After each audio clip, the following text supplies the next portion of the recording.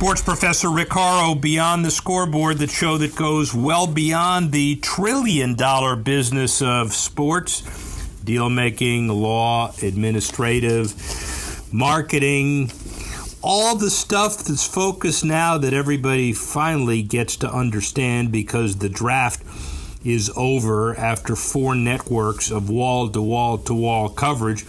And we see what happens with the NFL after the draft, but there's more. There's NBA and NHL playoffs. There's baseball heading into effectively month 2.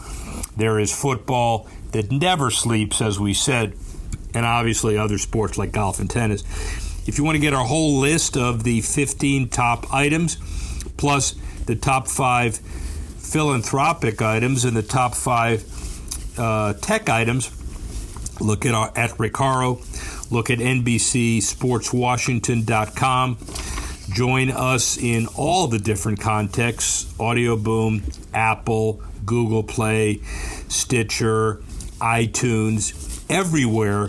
You get all of these topics anywhere where good content is shown and received. The bottom line is this week is bigger than most for a lot of different reasons. We'll talk about the NFL after the draft, and we'll also talk about some of the issues that football is getting into beyond just the NFL. With an interview with the head of the Canadian Football League Players Association. Don't look now, but they're about to strike, or there's a work stoppage discussed, and whatever happens there ripples, and the NFL, please take note. But before we get into that, Nashville hosts a record-breaking weekend for the NFL Draft. 600,000 draft goers across the 3-day event.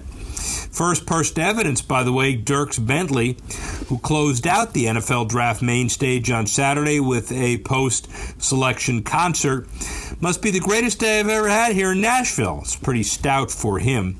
Swarming football fans greeted Bentley with a drink-raising elation as he ran onto the towering lower.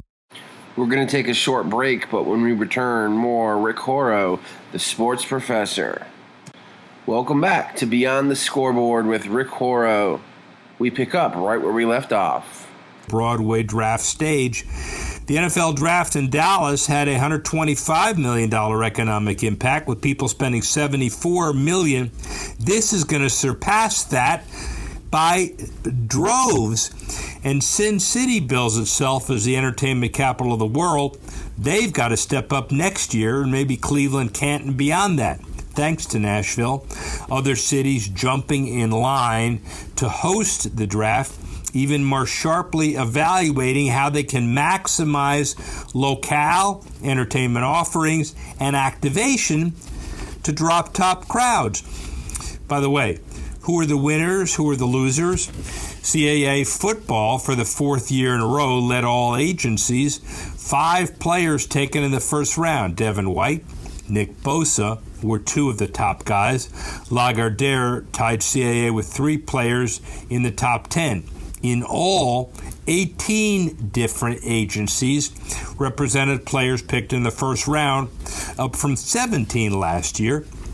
The NFL also partnered with Instagram ahead of the draft in a move that allowed fans to directly buy merchandise worn by the top picks.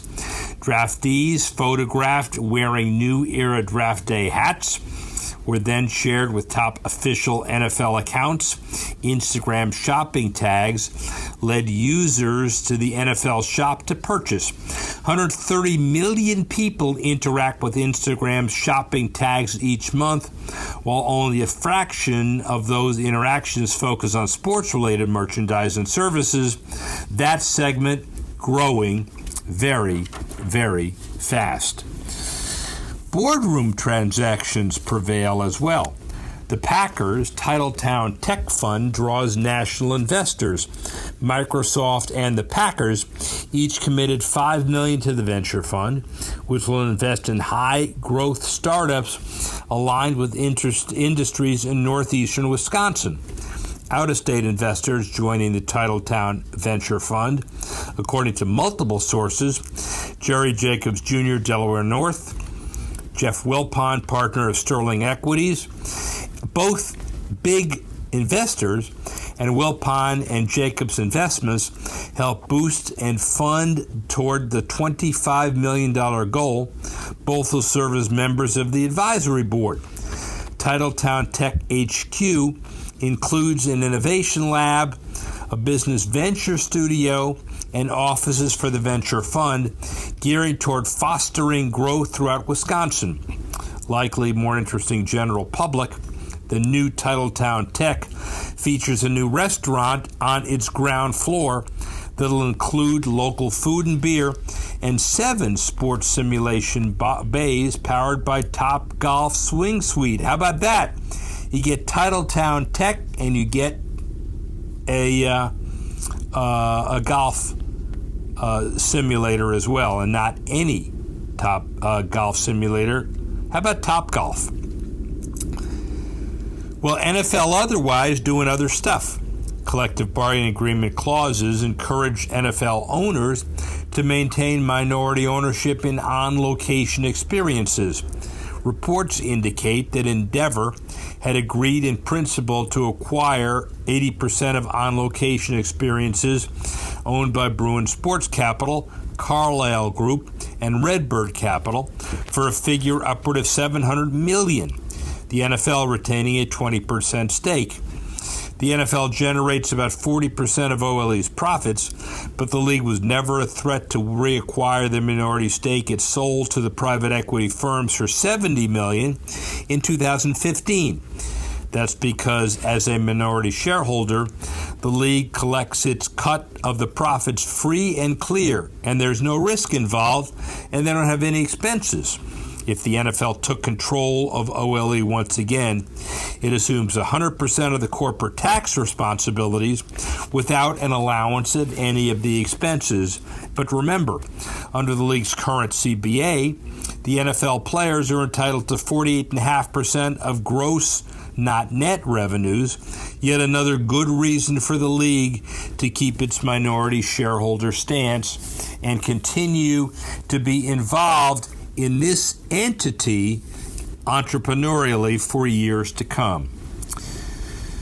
Well, the NFL continues to be strong. Their values continue to increase post-draft. The franchise value is up about 8%, 11.5% year over year for the past few years. If you put the same money in the stock market, you make 4.5%. But the issue is what lies ahead. Concussion stuff, labor peace, and not just labor peace specifically at the NFL, but a lot of players concerned about safety and a lot of players concerned about working conditions. It's not to suggest that the NFL and the CFL are the same, but it is interesting after the draft to take a look in a microscope of what might be the labor issues down the road through Brian Ramsey.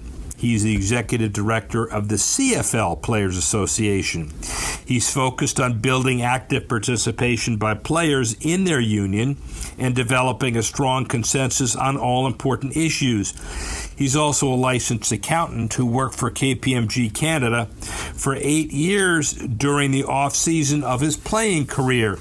He's a valued industry professional who understands all of the labor issues relative to football across the border in North America. It's worth hearing what Brian Ramsey has to say. Rick Horrow, inside the boardroom, beyond the scoreboard. We're here at the 11th annual Prime Sports Conference in Canada.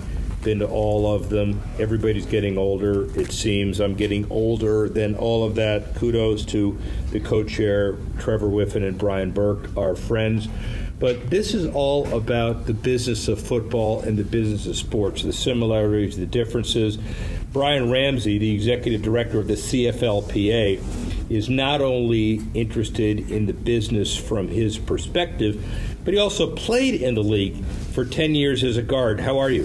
Very well, Rick. How are you? Thank you very much for being here. I'm wonderful. So the transition from player to active board member to representative of the players who you played around and the next generation, easy, hard? What lessons have you learned? I think it's always hard when you ultimately step away from the field. Now, the transition for me was a bit unique, having served as a player rep on the executive, experiencing through the last labor negotiations and then now full-time into this role. But I think, like I said, ultimately, every time you step away from the field, it is a hard day. Hard day, but it gives you some perspective when you first started. When you were playing and before you even began to play in your CFL career, what was your kind of long-term goal? Did you think you were going to lead a labor union, so to speak? No, in fact, my first year in the CFL, having graduated down in New Mexico in Albuquerque, University of New Mexico, I got right into the accounting field. So I spent the better part of 9 years with KPMG, an accounting firm, while playing and being able to work in the off season. They were fantastic in allowing me to work. So originally the plans to transition were strictly go into that field and keep my audit clients and go that way. And fortunately, throughout that transition, when this opportunity came up, I was able to accept and haven't looked back and wouldn't again. As a businessman, we'll get into the details of the business of the CFL in a minute and football generally. But as a business guy, you realize that a broad background was necessary. This is a conference full of aspiring and people who are in the middle of trying to get the most out of their experience in sports business, sports law, sports marketing. What advice do you have for entry-level people as far as succeeding in the profession? Don't be afraid to learn, and I think this conference does a fantastic job of that. If you look at over the 3 days, the variety of topics on the panels, and to sit in here. We're going to take a short break, but when we return, more Rick Horrow, the sports professor. Welcome back to Beyond the Scoreboard with Rick Horrow. We pick up right where we left off. You're speaking from the state of the leagues to player health and safety and wellness to ticket sales and drafting and having sports agents speak, and you look at that and if your focus is very narrow as you get in, I think you'd want to sort of have the label of I'm looking to get into sports. And what that means is right away, you're not totally sure, but that's okay. I know I want to get into sports. Back when I was starting my transition in the Wild West and the leather helmet days, we were all talking about learn a little bit about a lot. But sports law or sports business wasn't really an established field either. We've come a long way, haven't we? Very much so, yes, yeah. Yeah, and the future of the whole business generally, before we get into your specifics, what do you think is the most dominant issue that will change the business in the future? Is it media rights? Is it devices? What's your sense?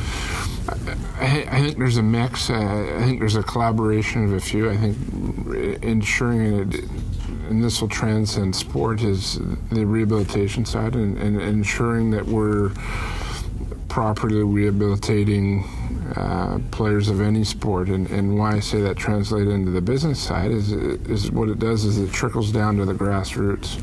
And if we want younger fans, younger players in any sport coming up that want to play, they're going to have to know that if my goal is to get to this level and to play X sport, whatever sport that is, at the highest level, that we need to know that we're going to be taking care of at that end.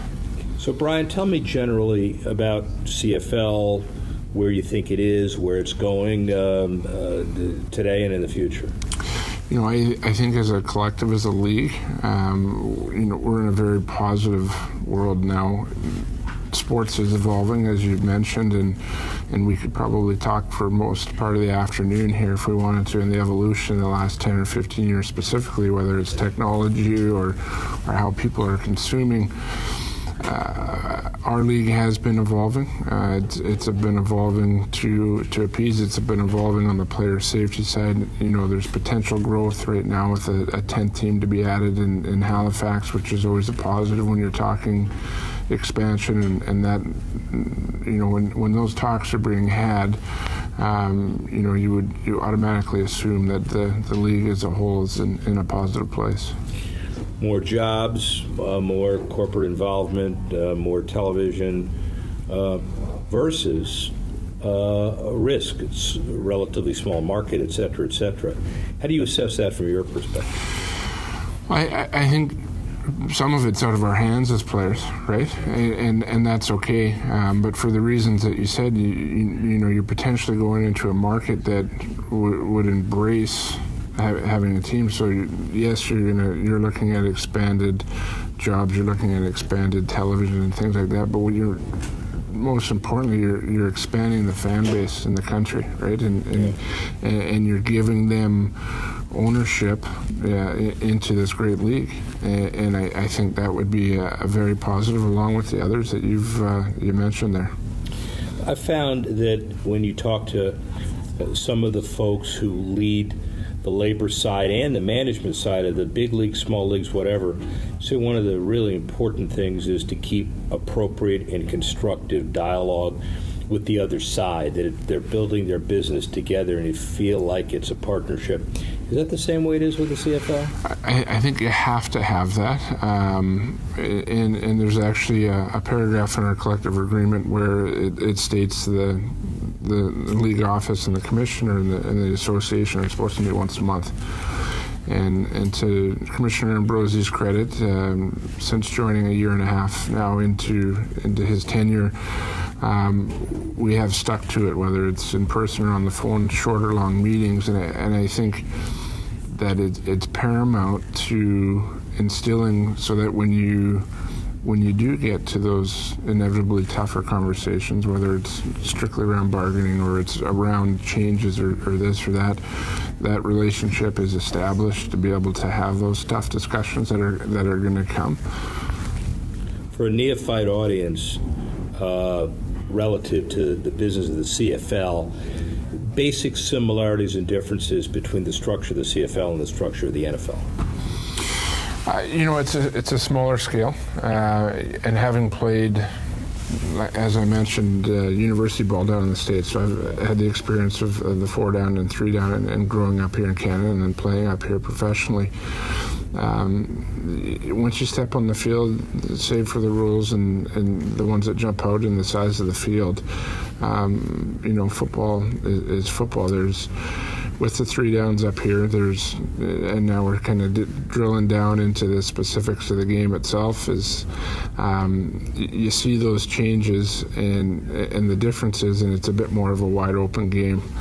Now, from the business standpoint, and you look at the 32 teams to the 9 teams, possibly 10 teams coming up. So, on the business side, it's a bit different. But that's almost when you look relatively at the populations of both countries as well. So, yeah. And more of the business differences. Maybe at scale, the television numbers. The revenue sharing, is that a similar situation as well, partnership across the teams and relative to the players as well? No, right now we currently don't have revenue sharing in our collective agreement, and as you know, we are heading into bargaining, and whether revenue sharing is the right model for our league and uniqueness, that's to be determined when we get into the spring and have those discussions. From a player standpoint, though, what you want to ensure is, as you look for growth and sustainability in the league, you need that partnership with the stakeholders involved, and the stakeholders are the ownership group, the teams, the players, the fans, and in order to have that positive growth, you need that positive when it comes to appropriately and fairly sharing.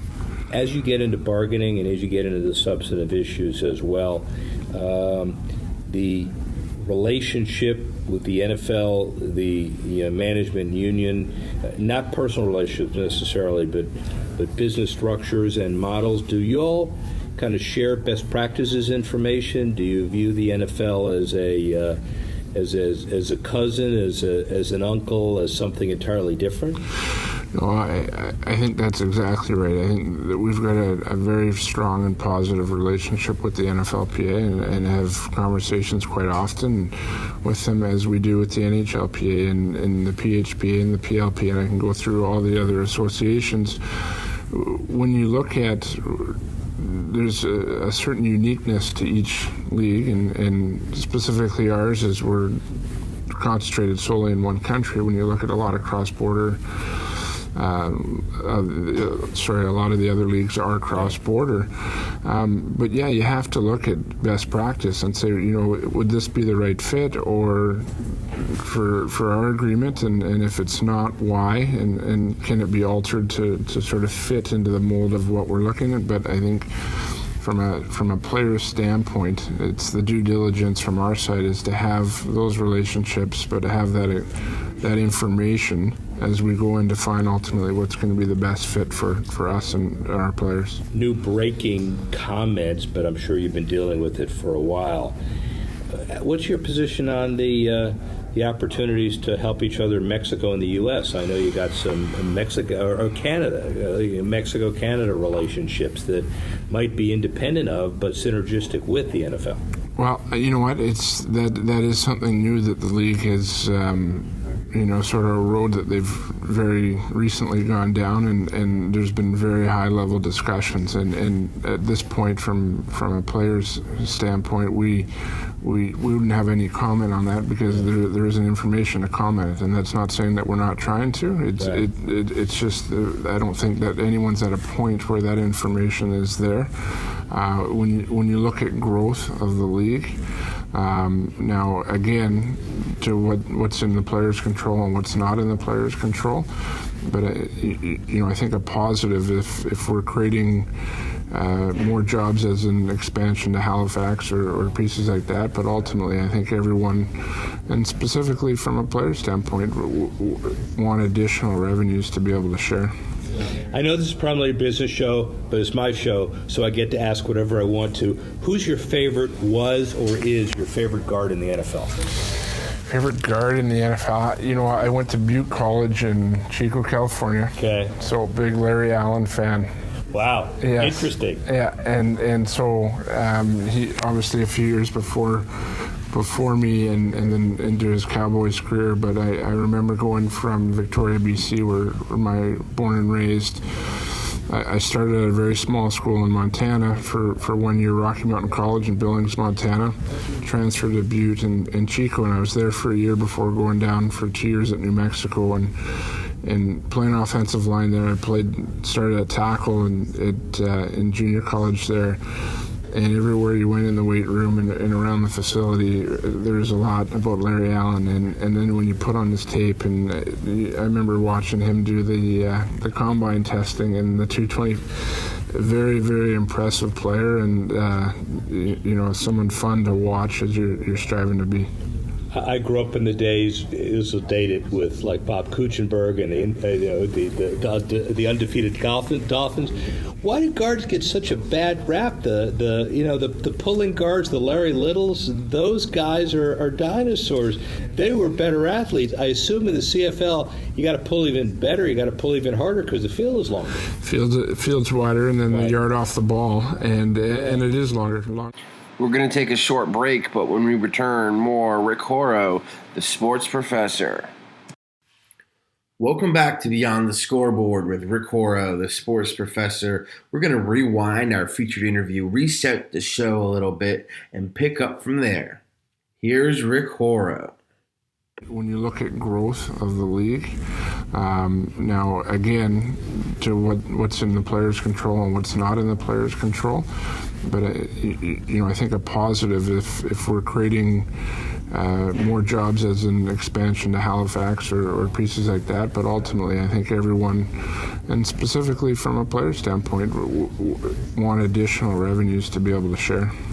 I know this is probably a business show, but it's my show, so I get to ask whatever I want to. Who's your favorite, was or is your favorite guard in the NFL? Favorite guard in the NFL? I went to Butte College in Chico, California. Okay. So big Larry Allen fan. Wow. Yes. Interesting. Yeah, and so he obviously a few years before before me and then into his Cowboys career. But I remember going from Victoria, BC, where I born and raised. I started at a very small school in Montana for 1 year, Rocky Mountain College in Billings, Montana. Transferred to Butte and Chico, and I was there for a year before going down for 2 years at New Mexico. And playing offensive line there, started at tackle in junior college there. And everywhere you went in the weight room and around the facility, there's a lot about Larry Allen. And then when you put on his tape, and I remember watching him do the combine testing and the 220, very, very impressive player, and someone fun to watch as you're striving to be. I grew up in the days, it was dated with like Bob Kuchenberg and the undefeated Dolphins. Why do guards get such a bad rap? The pulling guards, the Larry Littles, those guys are dinosaurs. They were better athletes. I assume in the CFL you got to pull even better, you got to pull even harder because the field is longer. Field's wider, and then the yard off the ball, and it is longer and wider, and then the yard off the ball, it gives the defense a bit more room to navigate around. You're not into contact as quickly. So I did start my career out at tackle, and I think this was not by accident. As I got older and a bit slower, and I got moved to guard, and I ultimately finished my career for a year and a half at center. Oh, center. So they move the quicker guys in. Is that the way that works? Well, I don't know about that, but I can tell you this: the comfort level at guard and center of having teammates and offensive line partners on either side of you was very much a positive. When you watch football, NFL or CFL wise, do you focus on the line or do you watch the rest of the game? I think after spending so many years watching strictly the end zone copy and watching offensive line play, it's natural to look at that, but especially in this role now, what I'm finding myself is almost seeing that as a pre-snap and sort of look at formation, and then broadening my scope to see more now. And I'm finding, and even this year more, as we enjoy some games up north and down south, I'm starting to look across the field. You can hit me now and stop the interview, but are you at your playing weight? I'm about 30 pounds below, with about another probably 20 to go. Do you realize that most guys go the other way? Well, luckily I had a little bit of trouble keeping it on, so now this last, like I said, 30 down, 20 to go. That 3 years working on that 20, so I still got some work cut out. I will tell my buddy and golf partner Jonathan Ogden that we've put out the light. We finally got a guy that's gone the other way. Really, really great, Brian Ramsey. Thank you very much. Rick Horrow, speak with you soon. Thank you very much, Rick. Take care. Awesome.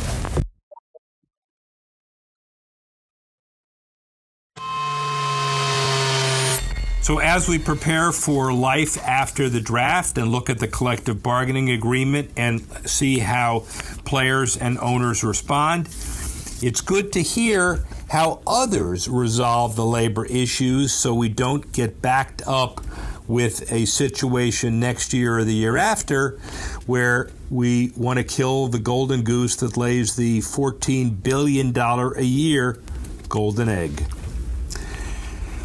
Let's look at basketball. The NBA will allow teams to sell international sponsorship rights after team owners approved a 3-year test of the international team marketing program. Domestically, teams are limited to a 75-mile marketing territory. That policy remains in place. But the international program allows teams to include global advertising and marketing rights outside the U.S. and Canada, and the activation at all retail locations globally, and rights to post non-game content on sponsors' own digital and social media sites. Many existing team naming rights and jersey patch deals, by the way, are likely targets for the new program, and NBA President of Team Marketing and Business Ops, Amy Brooks, said the new plan is designed to take advantage of the global reach of team partners and to create more targeted non-game content.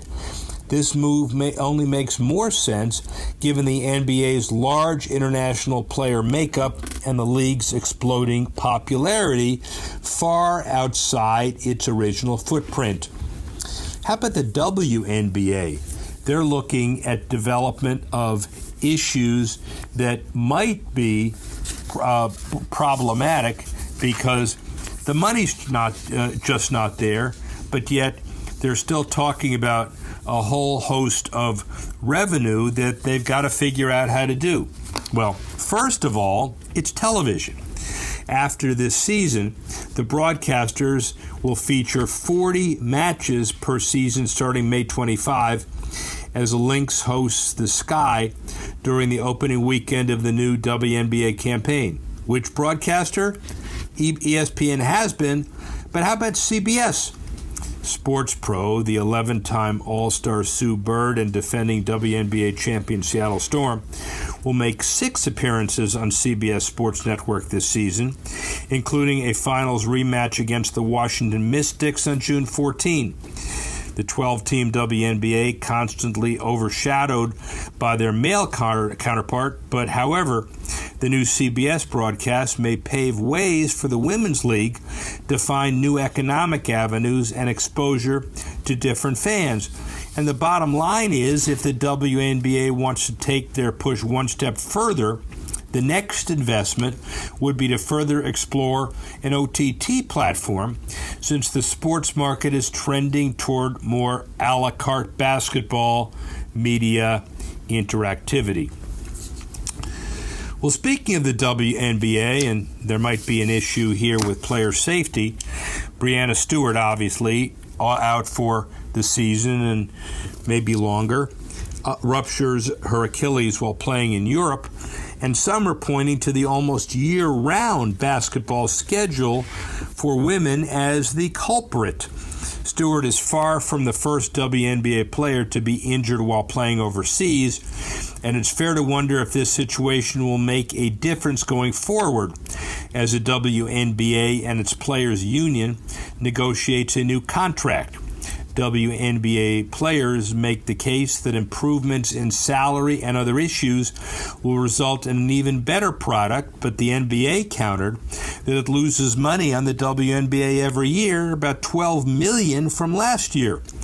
Ending WNBA players' financial need for nonstop play is a prime focus of Executive Director Terry Jackson, but observers in the medical field, such as Norfolk, Virginia-based Embody, which provides innovative solutions to restore peak performance to orthopedic patients and is seeking successful results with Achilles patients, note that money alone may not solve the problem. Creating a more holistic employment scenario that allows athletes real downtime during the year will go a long way toward injury prevention. And the NBA obviously needs to take this seriously, as the WNBA will. NBA, though, great on the field and off the field. Dallas Mavericks' Dirk Nowitzki sails off into the sunset with some basketball charity. After 21 seasons in the NBA, 2019 Hero Celebrity Game will draw big names from the Dallas Cowboys, as well as the Rangers, as well as Mavs teammates and Hollywood celebrities, the Dirk Nowitzki Foundation and the Heroes Foundation. And he's saying goodbye to the NBA, but important sports philanthropists, and another example of how stars give back to the communities and fan bases they deal with. NBA Cares, another good example. 76ers Tobias Harris, Brooklyn Nets Jared Allen, Lakers LeBron James, Mavericks Pascal Siakam have gone above and beyond this year. Harris, for example, pushed for construction of a school in Haiti for further representation and fair treatment of women's sports and technology. Other examples, and the awards announced at the 2019 NBA Awards on June 24, with some of the most recognizable NBA stars in the game up for those awards. Good for the NBA, and good for the WNBA as far as charity is concerned. How about golf? Well, by the way, we're coming up on National Golf Day, and the National Golf Foundation announced its study to look at the golf industry generally. Golf participation remains stable, with an estimated 24.2 million people playing on a course in 2018, a slight increase, and the almost as many people play off-course forms of the game. 23 million hitting golf balls with clubs at golf entertainment facilities like Topgolf and Drive Shack, indoor simulators and driving ranges, and with 9.3 million people exclusively playing golf off the course, the game's overall participant pool increased 4% to 33.5 million. Despite rainy weather's impact last year, 14.7 million people who didn't play golf last year but say they're very interested in playing golf on a course. Another great stat: the U.S. remains the best supplied golf market in the world, with over 14,000 facilities and nearly 17,000 courses, more than 75% of which are open to all players, the highest public-to-private ratio in history. And why? Well, Tiger, and more Tiger. He used a Bridgestone Tour B XS ball to win the Masters. Now the maker is congratulating Woods and fans by releasing a commemorative box of the product, only $44.99. It hit store shelves Friday after the Masters. Bridgestone started selling special boxes to stores, and within 24 hours they sold out. Shocker. In fact, Bridgestone said that every Tour B XS ball has been sold to retailers. ESPN.com noted Bridgestone doesn't yet know whether its exposure through Woods' victory at the Masters will translate to long-term sales, but it's anticipating increases based on the consumer interest displayed already. Bridgestone Golf President Dan Murphy said, "We're pretty excited to see the order back starting to increase. And I'd say the specific models that Woods plays, we're looking at a 20 to 30% bump in the sale of the products." After the Masters, Bridgestone saw a 209% increase in... We're going to take a short break, but when we return, more Rick Horrow, the sports professor. Welcome back to Beyond the Scoreboard with Rick Horrow. We pick up right where we left off. Engagement on Twitter, and a 400% increase in Facebook, a 205% increase in website traffic overall as compared to last year's Masters, and it continues to go up and up and up. Finally, let's point out we're only a couple weeks from the French Open, and let's talk tennis. But investment tennis, boardroom tennis. Serena Williams has become the latest athlete to announce her own VC firm. In an Instagram post, the 23-time Grand Slam winner revealed that Serena Ventures has quietly been investing in startups since 2014. The firm's website counts 30 startups in deals. Clearly, really, really important for her. And the portfolio, by the way, includes a number of companies like Gobble, home fitness system Tonal, women's razor brand Billy, cryptocurrency exchange Coinbase, female co-working startup The Wing, Propel, which offers financial software to low-income Americans. Overall capitalization, $12 billion. And according to Forbes, Williams is the highest paid female athlete in 2018, bringing in $18.1 million. Unmatched endorsement portfolio: Nike, Intel, JP Morgan, Lincoln, Gatorade, etc. This week, Serena involved in another massive undertaking. She and her sister Venus co-chair the prestigious Met Gala, which benefits the Metropolitan Museum of Art's Costume Institute in New York City. Obviously, a big winner on the court, the Williams sisters and Serena a bigger winner off the court. Watch over time. We'd like to thank Brian Ramsey, the head of the CFLPA, to give us some perspective. We'd like to thank Dan Martin and others for putting this together. We'd also like to thank you for listening and joining us.